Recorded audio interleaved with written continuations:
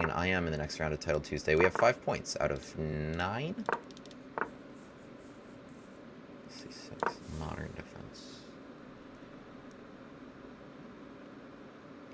Interesting.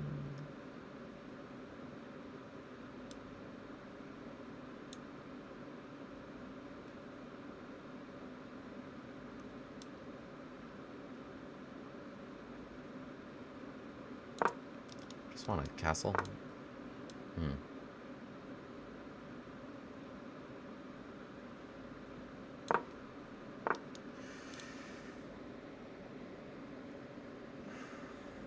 If I play d3, are you taking it? Do you want that endgame?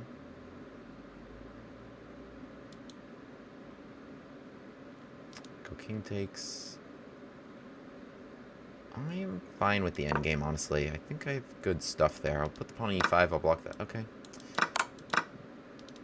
If you insist. Play your e5. King e1.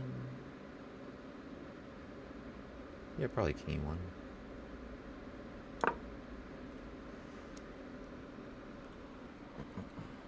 I think they're interested in this. c5, c4. Alright, well, they want knight h6. I'm not going to drive you to h6 just because, like, that's what you want. I have no intention to help you. Alright, you want this move. I kind of like this idea. Well, there's a couple things I like here. I like a3. I also like h3 and bishop e3. Just trying to stop c5, which is very obviously what they want to do. And then I also like e6.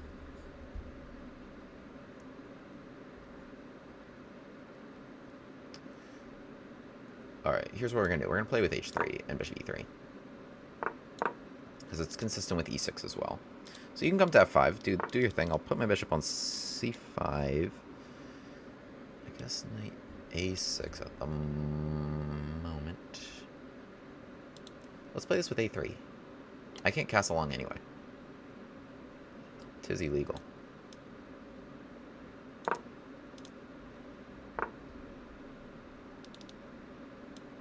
So, alright, you're rerouting that way. Fine by me. I have c3 or king f2.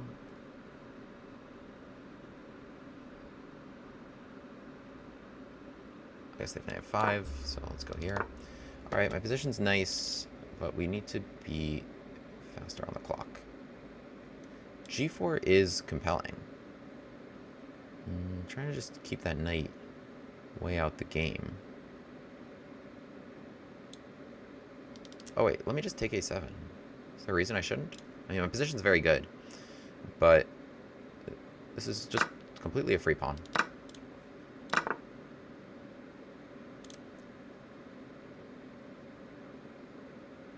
They probably want c5. I'm okay with c5. I'm going to play rook a1 and bishop c4. Like this, it's fine. I play b4. Clean pawn for me, but they are playing very fast, so we gotta really watch out for that. b4, bishop e4, really nice stuff here. Let's keep you out of here. King e3 also playable. Let's just go rook t1 now. b4. b4, bishop a4, knight d4. We can attack this. Can they legally castle? I don't even remember. Yes? I want to say. But I don't think they want to. I played b4. Okay, they just go for that. Now, okay, one is strong, but so is this move. Alright, I don't want to go g4 so long as the rook is here. So take, knight d4. I mean, I could play bishop b3 and c4, which is probably also good. But let me just win this pawn. Let me just play simple and win this pawn.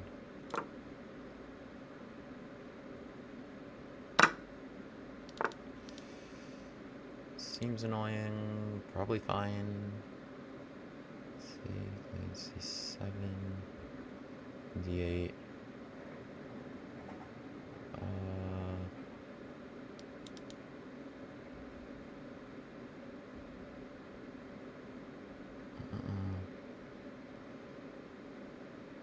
Alright, I'll just go g3. Did they play h4?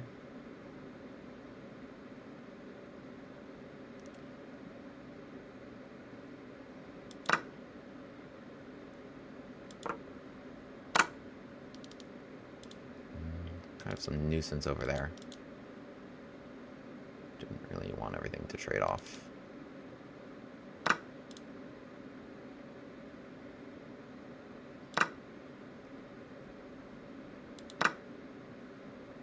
Feels like it's almost checkmate. Would be. They actually have to move this pawn. Did I miss bishop d4? Maybe. They have f6 now. But knight d6... The move I played is strong too. Bishop d4 might have been better. But... f6... Knight... Check...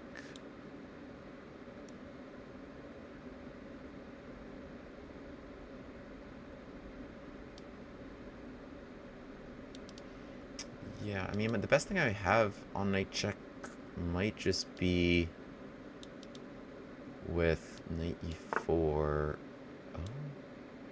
are you losing here? Check. You step right into this and you're okay? Is that possible? Let me see. Double check. But double check doesn't actually do anything. Oh, this is slick. This is slick. And we go into this 2 pawns ahead. Just not a lot of time.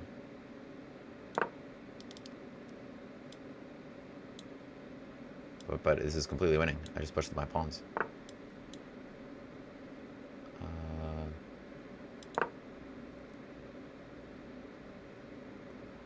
Checking here is annoying. Maybe check.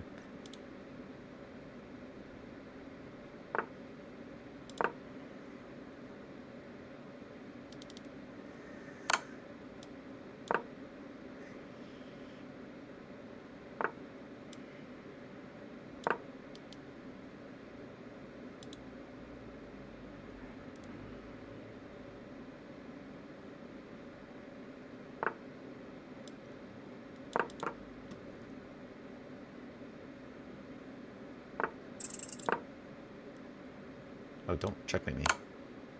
Oh my god. Oh, we're good.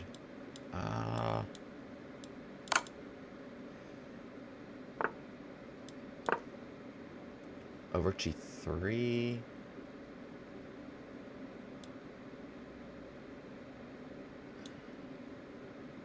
I gotta do this. I didn't want to flag.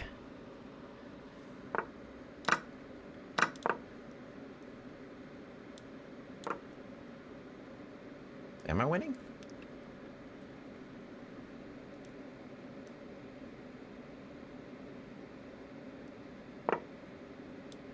Wait. Yeah, I'm winning. Ha! Let's go! Wow. Wow, wow, wow. Wait, what a game. Was I winning at the end? Because that was, like, interesting stuff they were doing to bother me. And I might have messed that up in time trouble. 88 accuracy. Nice win over an IM. Okay, wait, let's analyze real quickly, because I'm very curious about that endgame. Okay, they were doing some stuff here. F4. I mean, like, I'm trying to do my Grand Prix, but I'm really forcing it here. Engine really wanted me to just play D4 and take the whole middle, which is very understandable. F4, so this is annoying. D3, okay, they go for this endgame. I'm a little bit better in this endgame. I do have an option for E5, but I felt like my bishop was getting harassed. The knight's coming right to F5. I don't know. Anyway, D3. So we trade, but then I become better in this endgame really quickly. Like, they're maneuvering here to G4, trying to come to F5. I don't give them what they want, so I don't hang F2. My position's just better. I'm activating my pieces. I'm not allowing their pawns to connect and this bishop to open. You know, all my pieces here become good, and I just eat the A7 pawn. But even if I don't, like, I've very much outplayed them in this endgame. Like, their pieces have not improved nearly as much as mine have, you know, when you compared to the starting position when we were pretty much equal on development. Here we are absolutely not equal on development. I grab A7, king F2, so the knight comes to C5, and here, I mean, here we just really start to outplay them. Like I just kind of grab this other pawn. G5 became really bothersome to me. So the engine actually wanted me to play bishop takes D4 to not even allow G5 to keep the knight here. So it's saying this pawn is so toast that you can just play rook a1, rook a5. So like, let's say castles, just rook a1, rook's coming to a5 or a7. And there's really no rush because everything's so solid for white and these invasions and so stuff is just going to hang for black. But my opponent never castled and they managed to make their rook useful on this side of the board. So that was annoying. So they opened things up here. Knight e5 was actually not the best because of this move bishop c5. And now you got to deal with this being checkmate, which is crazy. My bishop comes to c5, rook here. That's going to be checkmate. So don't get mated. And their problem is, like, f6, now I play knight d6 check, now I play knight e4, I'm going to take here, and then cause more problems. So my opponent plays here, knight d7 to not get checkmated, right? And now I play here knight d6 check, which is really interesting. So the king needs to stay tethered to f7, and probably tethered to this knight as well. I mean, could they have played king f8? Maybe. But king f8 just makes my next move more obvious. King e7 makes my next move really sexy, which was knight takes f7. How do I get no exclams for that? But yeah, it's actually not clear that white is winning here. Like, let's say you just kind of save your bishop somewhere. Here, it's just one pawn, and black actually has a lot of play. These pawns are really rolling in your face. It's not obvious that you should be faster, even. But knight takes f7, really nice move. So if knight takes here, then I just have knight takes g5, which even covers knight e4 at the end of that line. So, or actually, rather, taking the rook. So that's even better. So my opponent takes the knight, and now here I'm up 2 clean pawns. I'm up 2 clean pawns, and here I'm really wondering if I blew it. So I just push this pawn, push the pawn. Simple stuff here, king g4, and they do a good job of kind of confusing me here. Bishop d6, logical move as well, trying to make sure I can push the pawn. Now after rook g1, you suddenly have to be careful. Every move I played here was good, but it's like, oh my goodness, this is checkmate. So I have one other move, though. It's bishop g3. If bishop f2 were played here, I can just promote and guard, so that's fine. So the only thing they had was bishop a7. I go check, and king h4. So king h4 was a big blunder. It was logical to kind of just step out the way, but rook d8 was the way to go. And you're just good here. You're just good here. You're just going to promote e3. It's not obvious, actually, because if you take e2. So rook a8 here, e2. Oh, you take, and then if promote, you go check? What? That's the line? What if they take here? Then you just don't take the rook. This is crazy, and you're going to promote with check, so they can't guard it.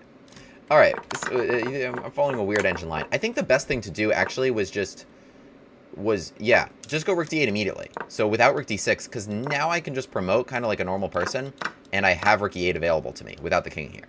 So now e2, I have rook e8 available, and then we're good. That would have been the best thing to do.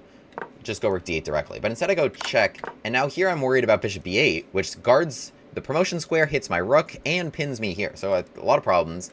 I don't want to go step king f4. I feel like that's stepping worse into the path. So I go king h4, but they find this nice resource, rook takes g3, sacrifice, right? Because if they go bishop e8 now, of course I have check, and I can take this, and I'm good. Let's say here I can even go takes, and like bishop h2, and promote next turn and win. Stepping out of the pin was good. But they take on g3, so I take bishop e8, and here, because I'm also focused, you can see the clocks. I'm in at 26 to 13. So I'm also like, okay, at least I can take all the pawns. At least I can take all the pawns. King e7 was fine. But I think, yeah, because they need someone to watch the h-pawn. They need someone to watch the h-pawn. Bishop takes d6 and king e7, both were drawing. I think bishop takes was a little more straightforward, but it's not clear. And they go king takes, which loses. So they needed bishop takes. Yeah, they need the king to watch over here. It's really not clear. They need to pick this pawn off quickly, I think. Let's say I run h4. The thing is, they can... Yeah, here they're fine. Right, so they pick this pawn off. What if I play king d5? King d7 only moves so that the king can't join. If the king can join, then the king can come here and win the bishop. And again here, right, they're winning this pawn. So c4. Again. Oh no, there I can promote and take. So they need to c4 run away, maybe even restrict the pawn when you do it. No, that's not it, because then the pawn joins its friends and I'm winning again. How do you not lose? Bishop f4?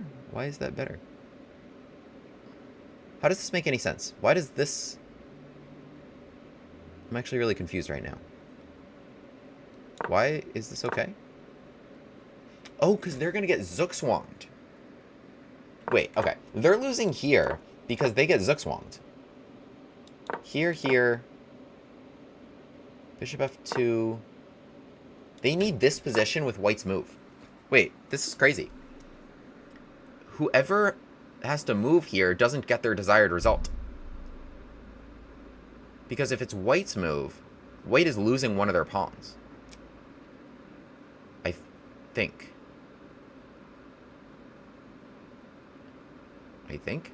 King c5. But if it's black's move, because now you play bishop f2 to guard to stop this pawn from rolling, and now I'm able to play king e6 without losing this pawn. So the move had to be bishop somewhere that's not g3, so that in this position now you play bishop g3. So bishop somewhere forces me to play c5, or else I lose this pawn, right? So I have to play c5. Bishop comes back to g3. The engine's just saying everything's equal, but that's just not it. So now I should play c6 here, right? Or else I lose this pawn, because king c7 happens. So now king c7. Okay, if I go here, I lose this. Agreed. So king c5. Now you need check. This is the same position. Here. Now back. And now I guess I can't make any progress. King a6, I lose the pawn. So this is what you need. Because if the bishop lets this pawn go, then they just kind of like lose control of the situation. Here, so let's say they guard it on this square. Interesting. So now let's say they guard it here. I can just kind of run this way. So let's say bishop f4 re-threatens this pawn. Nice little trick here, actually. This is really nice. Check and king d7, and I win. Because the king guards these squares, so the bishop is totally split.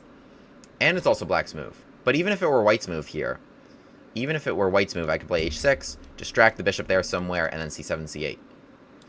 Okay, so this was really hard to draw. This was actually really hard to draw. This would be really hard to draw, even in, like, with lots of time on your clock. Because this requires, actually, because they can't... I understand why they're running here with the king. It makes a lot of sense. They're trying to pick off this pawn while they can. Their problem, though, is my king on e4 is beautifully placed, and they can't get to the h-file. So what if they tried king c6 here and bishop d6? No, because they're still too slow. They can't play bishop f8 and bishop g7 here because the pawn's still on the board. So they're still one move too slow. So they're one move too slow to just run right at the pawn. And it looks like if I can keep this pawn on the board, then I should be able to win. But it requires a really, really deft touch here of bishop f4 first. So you're threatening king c7. If I just play h4, you're threatening to just take this pawn.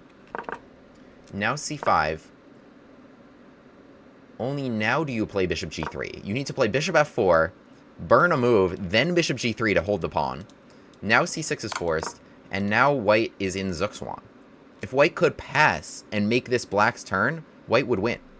Because white would either be able to play h4, or they'd be able to play king e6. Right? If the bishop, let's say, comes to f2, then I have king e6, and then I play b8 and king b7, and I win. Or if king b8 here, then I have king e6, and then king c7, and I go win. But I can't play king e6 right now because takes, and my pawn is too unadvanced to make that work. So that's actually a crazy sequence. But yeah, in the game, they go, yeah, king takes, and they come right at the pawn, but they just don't have time. Bishop a7, and I just promote this pawn. So that's, wow, what a crazy sequence. I was just having a little time, and I was just like, maybe I win this, but for sure I get rid of all their pawns if I flag. But we managed to pull that out. Wild one against IM. Really interesting endgame. Put this in Dvoretsky's endgame manual. It's always so interesting when black has to burn a move. All right, we're gonna post this in like serious chess forums. This position here, black to move and draw. Black to move and hold this draw. This is really, really interesting stuff. You had to go bishop takes and then make sure to burn the move to go bishop to g3, or else you get Zugzwanged in, if you just kind of play the most obvious moves here as black. Just the most obvious moves here after, say, king d5, king d7, c4, bishop g3, I think is the most obvious move. You are in Zugzwang in this position. King b8, king e6, b8, and king d7 with this going. You see, even with pawn h3, it's going, right? Because, like, you need to hold this diagonal. There's nothing else you can do. You must hold this diagonal. h4 here, or you're, like, let's say even here. Let's say you even make a white's move, just h6, and you go. Crazy game. Crazy game. William Grave, the gambit man, takes his seat at the board. e4, e5, knight f3, bishop c5. The Bushgas gambit on the board. On with the gambit classes.